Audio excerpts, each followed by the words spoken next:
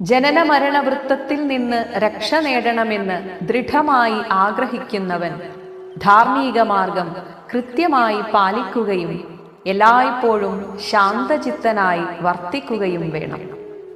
അത്തരത്തിലുള്ള ഒരുവൻ കഠിന വാക്കുകൾ ഉപേക്ഷിക്കണം. മറ്റുള്ളവരുടെ ബലഹീനതകളെ കുത്തിനോവിക്കരുത്.